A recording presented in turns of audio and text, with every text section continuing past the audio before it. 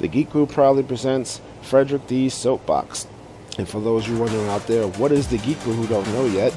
The Geek Brew is this great website that we try to educate you in all things geek, whether it be comic written articles, video game written articles, or even our podcast that we post every Sunday night. We also, which you can download on iTunes or Stitcher. We also have the geekbrew.spreadshirt.com where you can get all your merchandise Geek Brew. We have shirts, we have hats, we have mugs, we even have a baby onesie. We even have Twerk Team underwear.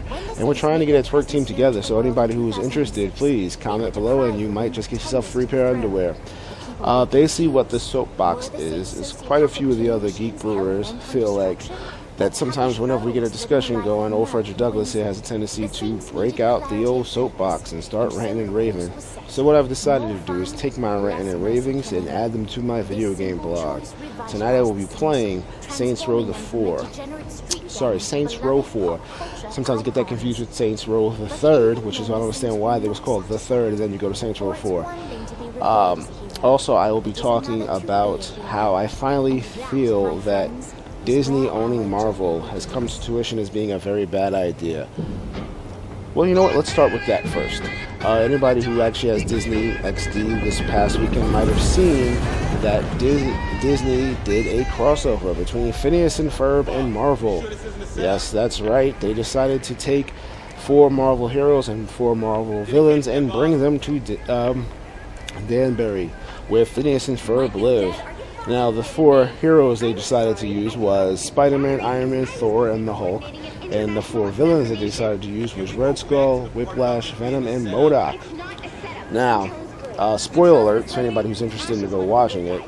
It starts off with Phineas and Ferb and their friends up in the atmosphere. Well, actually, out in space, which you'd probably call it cosmic surfing.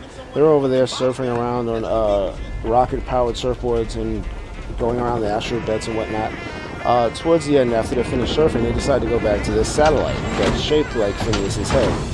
Now, while that's going on, over in another part of the city, Doofenshmirtz is fighting his evil nemesis, his ancient nemesis, Larry the Platypus. Now, as usual, anybody who's seen the show knows that Doofenshmirtz's plans never go the way it's supposed to. So whatever ray he has, I don't remember what it was called. I believe it was called the Power Draininator. Harry the Platypus always, as usual, hits the machine. It shoots the ray. The ray hits the satellite that's up in orbit, the Phineas Ferb satellite. And what happens is the ray that hits the satellite then shoots across all the way to New York City, where we find Spider-Man, Iron Man, Thor, and the Hulk fighting against Red Skull, Whiplash, Venom, and MODOK. They beat them, but what happens after they beat them, they all scamper off, they get hit with the ray, and the ray steals their powers. Now what they do is then they go and talk to Nick Fury, and Nick Fury tells them what exactly happened and where it came from. So of course then they all go on a road trip to where Phineas and Ferb live. And of course Phineas and Ferb, shocked by meeting their heroes, try to do everything in their power to get them back on the right track. They create a machine that's supposed to give them their powers back, but of course hijinks happen and their powers get swapped. What winds up happening is Thor now has Spider-Man powers, Spider-Man has Hulk's powers, Iron Man gets Thor's powers, and Hulk gets Iron Man's powers, which everybody knows Iron Man really doesn't have any powers except for his intellect, so the Hulk is just sitting over there with muscles and all with no powers. Even though there's a funny part where he's feeling like he feels entrepreneurial, I guess that's the only thing he gets from Tony Stark. And then you see Iron Man, who now has Thor's powers, trying to discover, well, he's actually first he tries to retrieve Mjolnir, but of course he can't because he's not worthy enough to hold it. So without the hammer, he cannot fly, he can't control lightning, since those abilities all come from the hammer. So now you have Iron Man, who's also powerless, more or less, except for Thor's strength. And there's a few scenes where you see Spider-Man jumping around with the Hulk's powers, trying to get to where they need to get to. And you see Thor climbing around on the walls with Spider-Man's powers. I mean, besides the fact that was, I guess, a little bit funny, it wasn't really worth it. I'm going to time out for that for a split second. Anybody's actually watching my video play right here, you see there that she's talking about Matt Miller. Matt Miller came from Saints Row the Third. He runs the Deckers, and he tries to kill the Saints, of course. So anyway, back to my rant. I watched it, but I fast forwarded through most of it because I just felt it was stupid, and I don't understand why Marvel and Disney decided to do a crossover. It didn't work. I mean, it wasn't really worth seeing them switch powers and try to fight. It didn't work. And then there's also, then you see Phineas and Ferb, they break out their beak suit and they try to be heroes, fighting along Thor, Iron Man, Hulk, and Spider-Man as they fight against MODOK, Whiplash, Venom, and the Red Skull. Besides the fact that, like, another thing that amazed me is that the villains they chose to go up against the heroes. Okay, you got Spider-Man who was teamed against go against Venom. You have Iron Man who could be considered go up against Whiplash. But Thor and Hulk versus the Red Skull and MODOK, you're gonna have Red Skull, why not have Captain America? And MODOK and the Hulk? No. If you're gonna have the Hulk, you should have Abomination. Or there's many different other ways you can go with it. First off, I wouldn't have done it. I just felt it was very poorly done. And I'm not saying that you shouldn't watch it for yourself. Matter of fact, I think everybody should watch it, and because I would like to hear what other people like to think about it. But that's just my feeling of it. So, if I had to rate it out of a 10, I guess I would give it a 4 platypus out of 10. And not even that, a 3. It wasn't enjoyable. Like I said, I fast forwarded through it. I got the gist of it. So that's just how I feel about that. But please, like I said, don't take my word for it. Anybody who wants to watch it, and please sound off below. Let me know what you thought about it. Now, back to what I'm playing tonight. Tonight I'm playing Saints Row 4, and I've played all the other 3. And to me, it was supposed to be, and I guess a lot of people said it was supposed to be the Grand Theft Auto killer. I wouldn't say it can defeat Grand Theft Auto. I enjoy it. My personal opinion is if you could take Grand Theft Auto and you could take Saints Row and you could combine them together, you would have an excellent game. Saints Row knows what it is. It doesn't take itself too serious. I mean, look at this. We're up to number 4. But look at this battle right now. For one, as you sit here and you watch me play this doesn't look like a street gang, does it? This kind of looks like Splinter Cell. I'm about to take down the main villain from the third game. Look, I'm about to breach, and it's going to go into slow-mo. Look at this. This kind of reminds you of Call of Duty breaching a room. This is not a street game. This is more or less kind of like a Suburban Commando. I'm like chasing down the villain from the first one. I'm sorry, not the first one, the third game.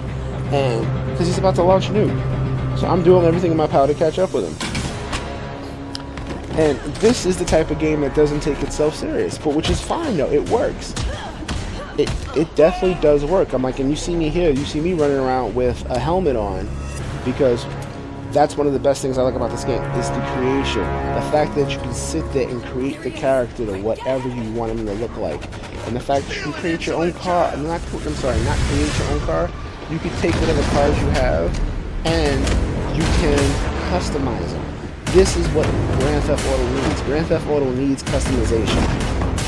It doesn't have it. I'm not saying that Grand Theft Auto is not a good game. It's a great game. I've played all the Grand Theft Autos. It's just that sitting here and playing Saints Row, it just makes you think of the stuff that Grand Theft Auto could have to make it a better game. I mean, Grand Theft Auto tried it during San Andreas, but I even felt at that point they gave you too much. Between the fact that you could, there was multiple girlfriends you could choose from, but then the girlfriends decided you had to go, like for one, you had to work out. She only liked muscular guys, so then you had to go hit the gym. And then if you didn't want to date her anymore, you wanted to date the girl who was a chubby chaser, you then had to go eat up a bunch of food. It tried to do what Saints Row does. And I guess where at the end of San Andreas they realized it didn't work, because if you notice it, 4, it didn't go back to it, and with 5 coming out, 5's probably not going to go in that direction either. And this right here, this scene alone with Saints Row, this tells you that it does not take itself serious. I just jumped on a nuke that is flying off into the atmosphere, which is heading towards Washington, D.C. And what did I just do? I sacrificed myself, and now I'm climbing up the side of this rocket, and I'm trying to do everything in my power to stop it from going off. While I don't want to miss a thing about Aerosmith plays in the background. This is a great game. It doesn't take itself too serious. But so what I'm going to try to do is I'm going to try to limit my rants in my video game playing to about maybe 15 minutes. This first video is going to probably be about 13 minutes, so I don't want to try to bore you up. I think that was my first problem when I started doing these videos, was it was going on like a 30-minute, 45 minutes. And unfortunately, this is the recording device that I use. I cannot record and play at the same time, so I have to play and then record and add the narration in later.